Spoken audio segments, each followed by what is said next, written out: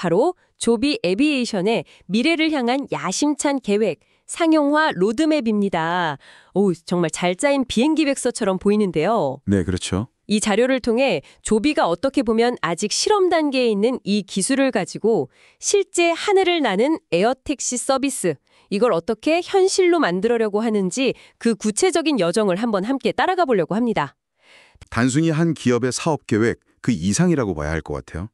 EVTOL, 그러니까 전기 수직 이착륙 항공기라는 완전히 새로운 교통 패러다임이 과연 어떻게 우리 현실 속으로 들어올 수 있을지 그걸 보여주는 중요한 어떤 가늠자 역할을 하거든요. 가늠자요? 네. 특히 향후 한 1년에서 1년 반 그 사이에 집중된 구체적인 목표들이 있잖아요. 이걸 보면 이 산업 전체의 실현 가능성을 좀 엿볼 수 있게 됩니다. 조비의 행보가 왜 이렇게 주목받는지 그 전략적인 의미를 하나씩 짚어보겠습니다. 좋습니다. 첫 번째 이정표가 상당히 인상적인데요. 바로 세계 최초 상용 에어택시 서비스를 두바이에서 시작한다는 계획입니다. 근데 왜 하필 두바이일까요? 물론 미래적인 이미지는 강하지만 기술이나 규제 환경 측면에서 특별한 이점이 있는 건가요? 두바이는 여러 가지 전략적인 요인들이 딱 맞아떨어지는 것입니다. 우선 도시가 겪고 있는 실질적인 문제, 바로 극심한 교통체증 문제가 있어요. 그러니까 새로운 교통 대안에 대한 수요가 아주 절실한 거죠. 네, 그렇죠. 동시에 두바이는 뭐랄까, 미래 기술을 굉장히 적극적으로 받아들이고 이걸 도시 브랜딩에 활용하는데 아주 능숙합니다. 세계 최초 에어택시 운항 도시라는 타이틀, 이거 두바이 입장에서도 상당히 매력적일 거거든요. 그러니까 도시 자체의 어떤 필요성하고 미래 비전이 딱 일치하는 그런 지정이군요. 단순히 기술을 과시하는 게 아니라 실제 문제를 해결하면서 동시에 도시 이미지도 높이는 그런 전략이네요. 맞습니다. 근데 아무리 그래도 이런 새로운 형태의 항공기를 띄우는 게 규제 측면에서는 간단치 않을 것 같은데요? 바로 그 지점에서 두바이의 강점에도 드러납니다. 두바이는 이미 무인 지하철 같은 혁신적인 교통 시스템을 도입하고 운영해 본 경험이 있어요. 그리고 정부 차원에서도 스마트 시티나 미래 모빌리티에 대한 지원 의지가 굉장히 강하고요. 아하. 규제 당국 역시 이런 새로운 기술 도입에 대해서 상대적으로 좀 더 개방적이고 협조적인 편입니다. 이게 EVTOL 상용화의 가장 큰 허들 중 하나인 규제 승인 과정을 훨씬 원활하게 만들어주는 핵심 동력이 될 수 있는 거죠. 그렇군요. 그렇다면 두바이에서의 이 세계 최초 타이틀은 그냥 상징적인 것 이상으로 그 이후의 사업 확장에 미치는 영향도 꽤 클 것 같습니다. 네, 결정적일 수 있습니다. 여기서 성공적인 상용 서비스 이력을 딱 만들면 이건 전 세계 다른 도시의 규제 당국이나 잠재적 투자자들에게 조비의 기술과 운영 능력은 검증되었다, 이걸 보여주는 가장 확실한 증거가 되거든요. 네, 그렇죠. 실증이 되는 거니까. 맞아요. 미국이나 유럽 같은 더 큰 시장에서의 규제 승인이라든지 아니면 투자 유치, 이런 거에도 아주 강력한 레버리지로 작용할 수 있습니다. 첫 단추를 잘 꿰는 게 그래서 중요한 거죠. 첫 서비스는 아무래도 공항에서 도심을 잇는 그런 핵심 노선이 유력하겠죠? 네, 그럴 가능성이 높습니다. 그런데 비행기만 덜렁 있다고 서비스가 되는 건 아닐 텐데요. 이 지상 인프라, 흔히 버티포트라고 부르는 것 같은데 이건 구축이 어떻게 진행되는 건가요? 자료에 보니까 스카이포츠와의 협력 얘기가 있네요. 맞습니다. 기체 개발만큼이나 어쩌면 그 이상으로 중요한 게 바로 이 버티포트입니다. 그래서 스카이포츠와 협력해서 두바이의 첫 상용 버티포트 DXV라고 부르는데요. 이걸 건설하는 게 바로 그 때문이죠. DXV요? 네. 버티포트는 그냥 비행기가 뜨고 내리는 장소가 아니에요. 안전한 이착륙 시설은 기본이고요. 여러 대의 기체를 아주 빠르게 충전할 수 있는 설비, 그리고 승객들이 대기하고 수속하는 공간, 또 전체 운항을 관리하는 관제 시스템까지, 이게 다 통합된 복합 시설입니다. 와, 생각보다 훨씬 복잡하네요. 그렇죠. 이 DXB 버티포트의 성공적인 운영 모델이 딱 확립되면 이게 두바이 내 다른 거점으로 네트워크를 확장할 때 하나의 표준 모델이 될 겁니다. 두바이에서의 첫 발이 그야말로 조비 로드맵 전체의 성공적인 시작을 위한 아주 핵심적인 부분이군요. 자, 이제 시선을 좀 미국 본토로 옮겨보죠. 오하이오주 데이턴에 새로운 생산기지를 짓고 또 미 우편국 USPS라고 하죠. 여기와 부품 공급망을 확대한다는 계획이 눈에 띄는데요. 이건 또 어떤 전략적 의미를 가질까요?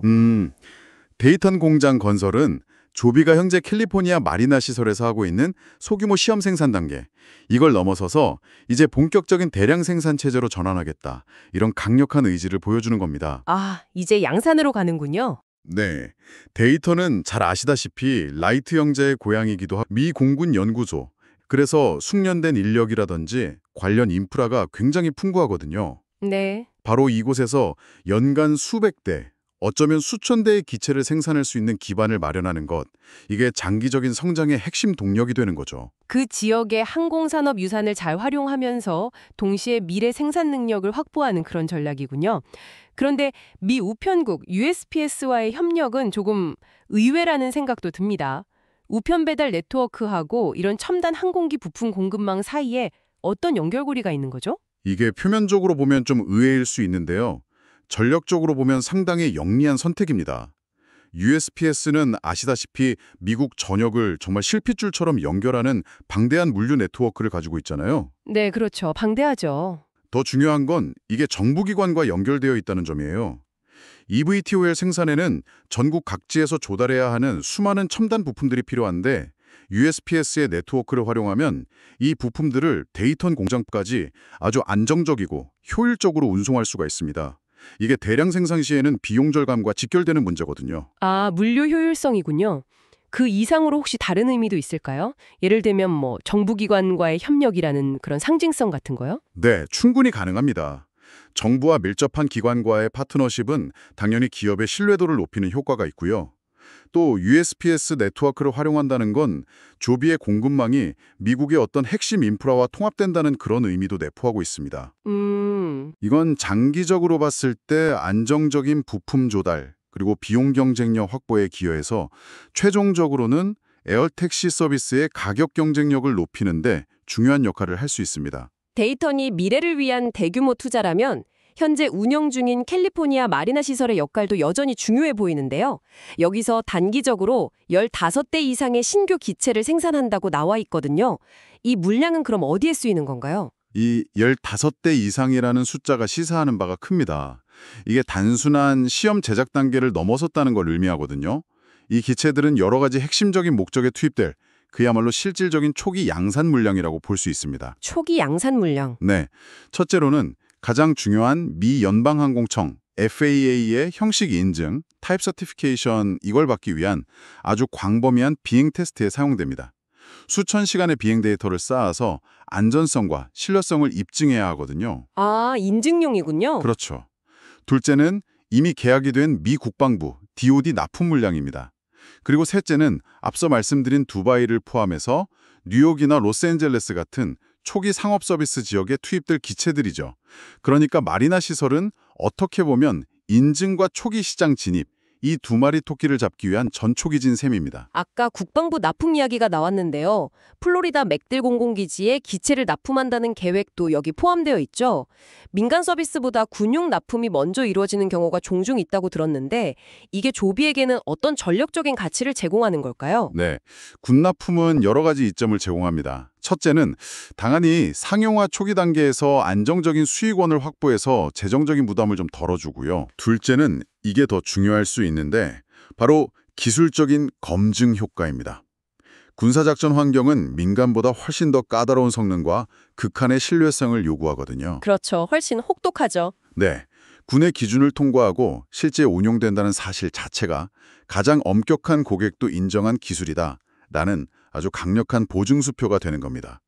이건 민간 시장에서의 신뢰도 확보는 물론이고 규제 당국을 설득하는 데도 매우 유리하게 작용하죠. 아, 그러니까 군에서의 실적이 민간 시장 성공의 어떤 발판이 될 수 있다. 이런 말씀이시군요.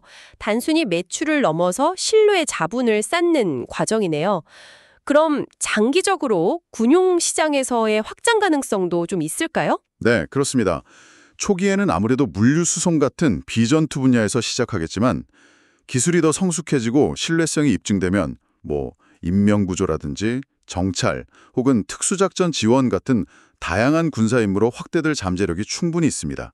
이건 조비에게 또 다른 중요한 성장 동력을 제공할 수 있겠죠. 자, 이제 어쩌면 가장 결정적이면서도 가장 어려운 관문으로 넘어가 봐야 할 것 같습니다. 바로 FAA의 인증입니다. 이 자료에서도 여러 번 강조가 되고 있는데 도대체 왜 이게 조비의 미래에 그토록 중요한 변수가 되는 걸까요? FAA 인증은 조비가 미국 내에서 상업적으로, 그러니까 돈을 받고 승객을 태우고 운항할 수 있는 법적인 자격을 부여하는 최종 관문이기 때문입니다. 이게 단순히 기체 자체의 안전성, 즉 항공기 인증만 보는 게 아니고요. 그 기체를 일관된 품질로 대량 생산할 수 있는 능력, 즉 제조 인증까지 포괄적으로 검증을 받아야 합니다. 아, 생산 능력까지요? 네, 게다가 eVTOL은 기존 항공기와는 다른 완전히 새로운 범주잖아요. 그래서 인증 기준 자체가 새롭게 정립되는 과정에 있기 때문에 더욱 복잡하고 시간이 많이 소요될 수밖에 없습니다. 그러니까 인증 과정 자체가 새로운 표준을 만들어가는 과정이기도 한 거군요. 만약에 이 자료에서 예상하는 대로 2026년경에 FAA 인증을 받는다면 그 파급 효과는 어느 정도일까요? 인증 성공은 조비에게 단순한 운항어가 그 이상의 의미를 갖습니다. 그동안 시장이 가져왔던 기술적 불확실성에 대한 우려를 상당 부분 해소하고 이제 본격적인 상업화 시대가 열린다는 신호탄이 될 겁니다. 네. 이건 당연히 주가 상승은 물론이고 대규모 투자 유치라든지 파트너십 확대 같은데 아주 결정적인 촉매제가 될 수 있습니다. 사실상 주비의 기업 가치를 좌우할 가장 중요한 변곡점이다. 이렇게 봐도 과언이 아닙니다. FAA 인증이 미국 시장의 문을 여는 열쇠라면 이게 다른 국가에서의 사업 확장에는 어떤 영향을 미치게 될까요? 앞서 얘기했던 두바이나 한국, 일본 같은 글로벌 계획과도 좀 연관이 있을까요? 네, 상당한 연관성이 있습니다. FAA는 뭐랄까 세계 항공 규제의 표준을 선도하는 기관 중 하나거든요. 그래서 FAA 인증 기준이나 그 결과는 유럽의 ESA, 유럽항공안전청이죠. 그리고 한국의 국토교통부 항공정책실 같은 다른 국가 항공당국에서도 매우 중요한 참고 자료가 됩니다. 아, 참고를 하는군요. 그렇죠. 따라서 FAA 인증을 딱 획득하면 다른 국가에서 개별적인 인증 절차를 진행할 때 시간과 노력을 크게 단축할 수 있고 성공 가능성도 훨씬 높일 수 있습니다. 조비가 이미 일본의 도요타나 ANA, 또 한국의 SKT, 티맵, 우버 같은 여러 파트너들과 협력하고 있고 규제 당국과도 논의를 진행 중이잖아요. 네, 맞아요. 이게 바로 FAA 인증을 발판 삼아서 글로벌 시장으로 아주 신속하게 확장하려는 전략의 일환으로 볼 수 있는 겁니다. 리스크 분산 효과도 있고요. 하나의 인증이 글로벌 확장에 어떤 도미노 효과를 일으킬 수도 있다. 이런 말씀이시네요. 이제 조비가 이 거대한 계획을 혼자서 추진하는 게 아니라는 점도 중요해 보이는데요.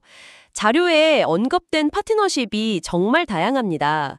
BLD, 그러니까 블레이드 에어 모빌리티죠. 그리고 Xwing, H2Fly, A3 해리스 등등.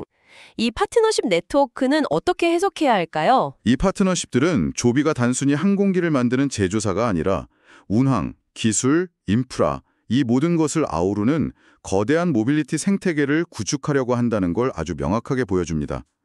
각 분야의 전문 기업들과 협력해서 시너지를 만들고 또 리스크는 분산하는 그런 전략이죠. 네. 예를 들어서 BLDA 같은 경우는 이미 헬리콥터를 이용해서 도심 항공 모빌리티 서비스를 운항해 본 노하우가 있잖아요.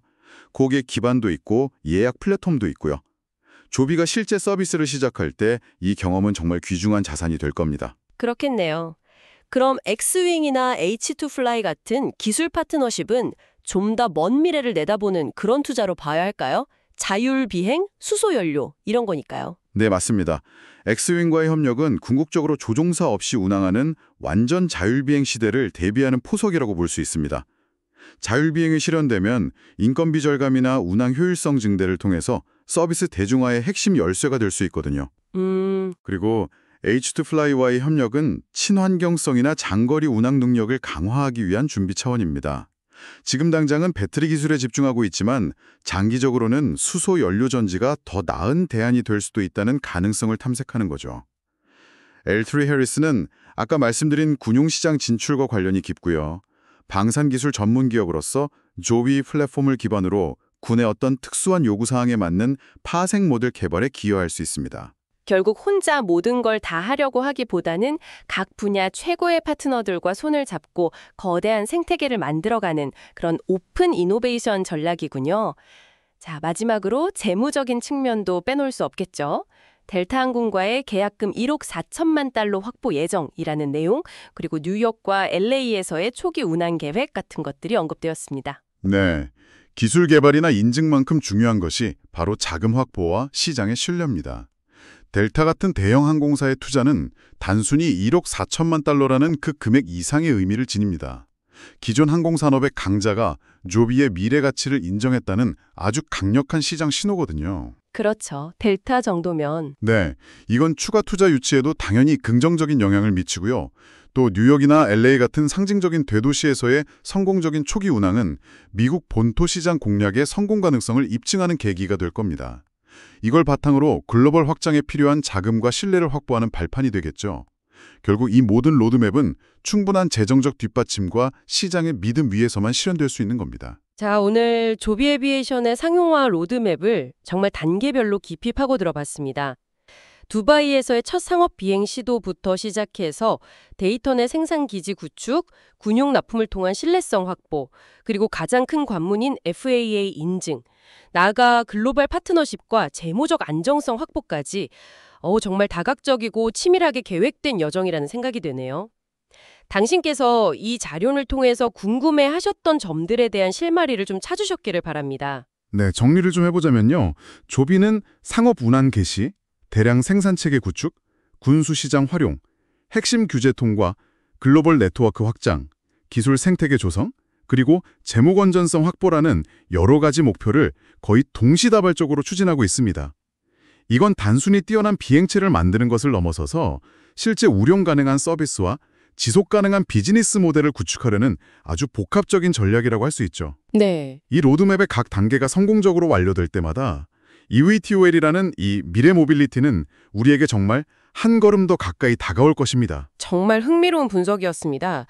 그런데요, 이 모든 계획이 정말 순조롭게 진행된다고 가정을 해도 예상치 못한 변수는 늘 존재하기 마련이잖아요. 그렇죠. 이 자료에는 명시적으로 나와 있지는 않지만 조비의 미래에 영향을 미칠 수 있는 다른 잠재적인 요인들, 예를 들면 이런 에어택시에 대한 일반 대중의 수용성 문제라든지 아니면 소음 문제 같은 사회적인 이슈들, 혹은 갑자기 예상치 못한 경쟁자가 나타난다든지 이런 것들은 어떻게 작용할 수 있을까요? 당신께서는 이 로드맵 너머에 있을지 모르는 이런 잠재적 변수들에 대해서는 어떻게 생각하시는지 이 질문을 끝으로 오늘 조비 에비에이션의 미래 전략 탐구를 마무리하겠습니다.